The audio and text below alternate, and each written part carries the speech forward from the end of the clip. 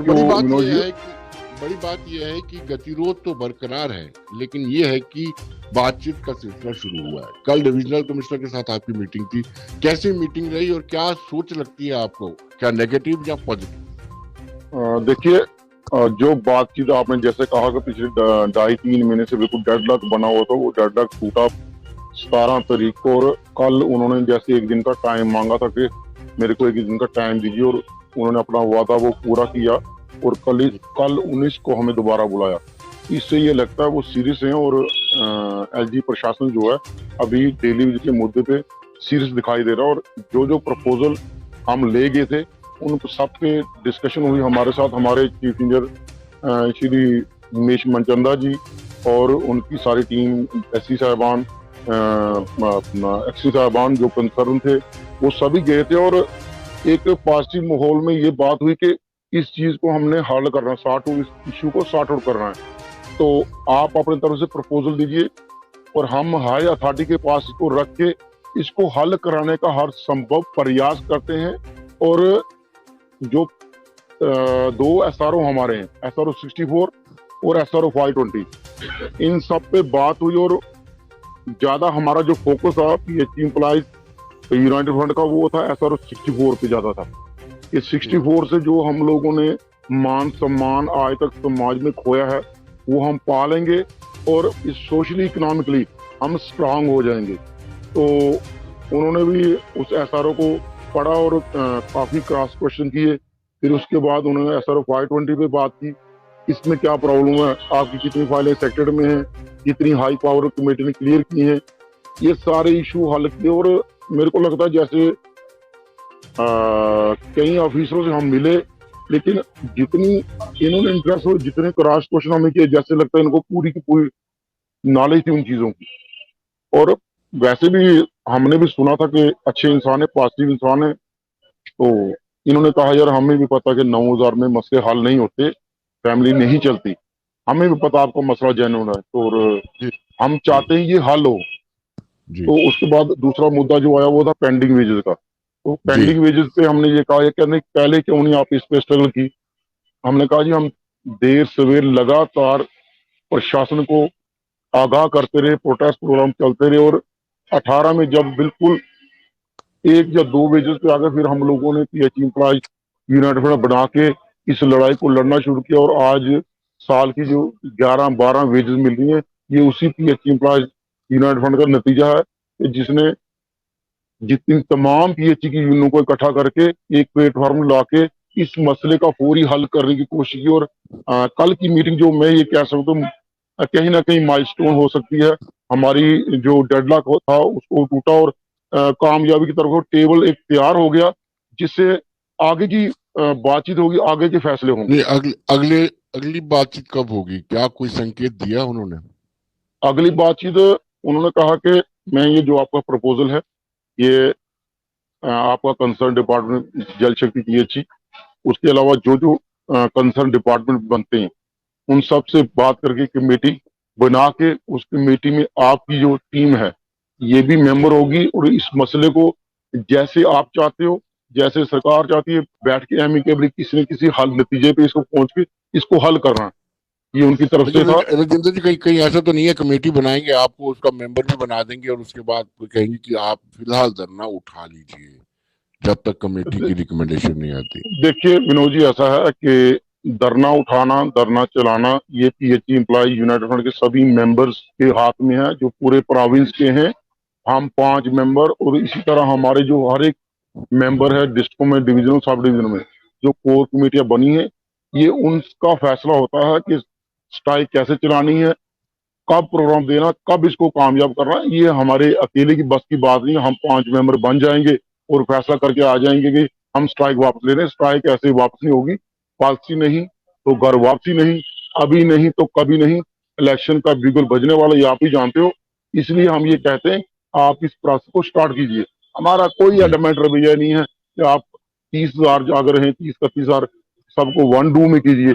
आप कोई बात शुरुआत कीजिए, आप 20,000 को कीजिए, आप 15 को कीजिए, लेकिन शुरुआत कीजिए। जी ये जो लेकिन डेडलॉक बना राजेंद्र और जी, जी, राजेंद्र जी, इनका ये अप्रोच है जो मैंने मेरी समझ में आ रही है कि ये मिनिमम वेजेस एक्ट दे करके आपको चुप कराना चाहते हैं। क्या उससे विनोद उससे आप संतुष्ट हो जाएंगे? मिनिमम विनोद जी वेजेस ऐसा एक्ट का नाम देके। विनोद जी ऐसा है कि जी जैसे आप ये कह रहे हैं, बाकी कह रहे हैं, मिनिमम वेज एक्ट जो है वो दिहाड़ी बढ़ाना होता है, उस पर कोई एहसान नहीं है।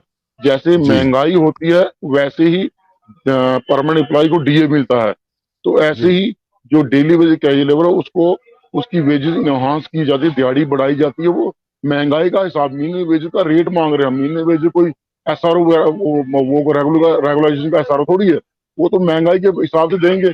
अगर आपने 2017 के बाद अब हमारा रेट बढ़ाया है 75 रुपए, तो 2017 के बाद कितनी महंगाई हुई, तब पेट्रोल के रेट क्या थे, खाने पीने के तेल के रेट क्या थे, दालों के रेट क्या थे, सब्जियों के रेट क्या थे, बच्चों की जी स्कूल की फीस कितनी थी, मेडिसिन का खर्चा कितना था, बच्चे की, जो हमारे साथियों ने बच्चे अपने प्राइवेट स्कूलों में डाले हैं उनका भी 5-5 साल का पेंडिंग है, तब फी क्या थी, आज फीस क्या, आज के खर्चे और तब के खर्चे, तब परमानेंट एम्प्लॉय की पे कितनी थी, आज उसकी पे कितनी है। ये सारी चीजें हम गोल गोल घूमने वाले नहीं है। अब हम गोल गोल घूम के गोल घुमाना सीख सीख गए हैं। अब हमें कोई बातों से, अब कोई ऐसी करके हमें गुमराह नहीं कर सकता, कोई भी लेवल का ऑफिसर हो। लेकिन डिप्कॉम साहब की तरफ से पॉजिटिव संकेत था। हम उन्होंने भी देख लिया, पढ़े लिखे लोग हैं और जेन्युइन है, हमारी कोई ऐसी डिमांड नहीं थी। और सबसे बड़ा जो पॉजिटिव आज तक है, हमारी एजुकेशन पीसफुल है और नॉन पॉलिटिकल प्लेटफॉर्म, आज तक हमने किसी भी पॉलिटिकल लीडर को जी यहाँ नहीं आने दिया। और ये सब पॉजिटिव चीजें हमारी तरफ जा रही हैं। और मुझे ये लगता है भगवान ने चाहा चाहा तो हम जल्द ही जिस मकसद के लिए निकले हैं वो मकसद पा लेंगे। जी। राजेंद्र जी, आप ये जानना चाहेंगे कि आपने जब चर्चा की 520 पर ज्यादा स्ट्रेस दिए कि 64 पर? देखिए, हमारा डे फर्स्ट से 64 पे जहाँ स्ट्रेस है। अगर सरकार को कोई प्रॉब्लम है देने में, तो सरकार जी SRO 520 में अमेंडमेंट करे, जो हमने 5-6 चीजों को बताई हैं। SRO 520, विनोद जी, एक ऐसा है कि उसको भी आप मिनिमम वेज ही कह सकते हो। वो दिहाड़ी बढ़ाने वाला है, उसमें कुछ ज्यादा चीजें नहीं है। उसमें जी ज्यादा चीजें नहीं, उसमें क्या है कि पे की जगह रिडमिशन लिखा हुआ है, और भी जी टीएडी है, और भी कई कमियां उसमें। अगर वो SRO 64 की चीजें सब निकाल के SRO 520 की निकाल के एक नया अच्छा SRO बनता है, तो हमें कोई प्रॉब्लम थोड़ी है। हमारा मकसद जी है कि हमें मान सम्मान मिले, जो समाज में मान सम्मान हमारा खो गया है। और दूसरा इशू ये है कि हमें पिछले 25 साल से जो शोषण बर्दाश्त कर रहे हैं, वो शोषण इसीलिए बर्दाश्त कर रहे हैं कि 7 साल के बाद हम रेगुलाइज हो जाएंगे और हम लोग भी बाकी लोगों की तरह समाज में इज्जत से जिएंगे। जी। बिल्कुल राजेंद्र जी, आपने ठीक कहा, लेकिन सवाल ये उठता है कि जब पीडीपी और बीजेपी वाली सरकार थी, उसने एसआरओ 520 क्यों बनाया था? उनकी मंशा क्या लगती थी आपको? एसआरओ देखिए 530, जिसको आप लंगड़ा देखिए एसआरओ कहते हैं। उसको लंगड़ा, आप कहते, हम लूला भी कहते हैं, साथ लूला लंगड़ा एसआरओ हम कहते हैं। तो उसकी मंशा, उनकी मंशा ये थी कि दराबू साहब से जैसे बात हुई, अगर कभी आपको मौका मिले तो आप जी दराबू साहब को इंटरव्यू कीजिए, वो आपको पूरी क्लियर पिक्चर बताएंगे। उनकी जब ये एसआरओ निकला तो तब भी हमें ये उम्मीद थी कि SRO 64 टाइप को SRO निकलेगा, या SRO 64 पे जो बैन लगा वो हटेगा, वो इम्प्लीमेंट हो जाएगा। लेकिन जब ये SRO आया तो हम लोगों ने काफी तब प्रोटेस्ट किया। फिर द्राबू साहब से 3-4 बार मुलाकात हुई, और फिर द्राबू साहब घर गए। तो मेरे मोबाइल में वो फोटो भी हैं, अगर चाहे मैं अगली बार आपको सेंड भी करूंगा। द्राबू साहब ने ये कहा, यार ऐसा है कि उस खप खाने से, उस परेशानी से आप निकलो, आपको भी एक ट्रैक पे ला रहा हूँ। अगले जी बजट में इसको जितनी खामियां हैं, जितने खदशात हैं, वो दूर किए जाएंगे। आप ही एक, जैसे क्लास 4 का एम्प्लॉय होता है, रेगुलर एम्प्लॉय होता है, उसके बराबर जिंदगी जियोगे। हमारी ये डिमांड है, हमने कोई गजट पोस्ट नहीं मांग रहे। हम मिनिमम जी जो है, मिनिमम जो क्लास 4 की पोस्ट है, उसकी जो बराबर वेज पे है वो मांग रहे हैं। कोई बड़ी बात तो मांग रहे हैं कि हम सीधा कह रहे हैं इनको हमें जेई बना दो, AW बना दो। हमारा जी सिर्फ और सिर्फ है कि हम मान सम्मान से, ये कल ये कोई ना है और वह डेली वेजर है, ये क्या, ये जी लेबर है, ये गले में टैग उतारना है। सोशली, इकोनॉमिकली और फाइनेंशियली भी कह लो, सॉरी, फिजिकली भी कह लो। हमें कई साथी ये पूछते हैं कि हम यहाँ इस नौकरी में जब आए थे तो जवान थे, तो हम उनको कहते हैं, नौकरी से क्या लेके आयो, बुढ़ापा और बीमारी लेके आयो, खाली हाथ घर आयो।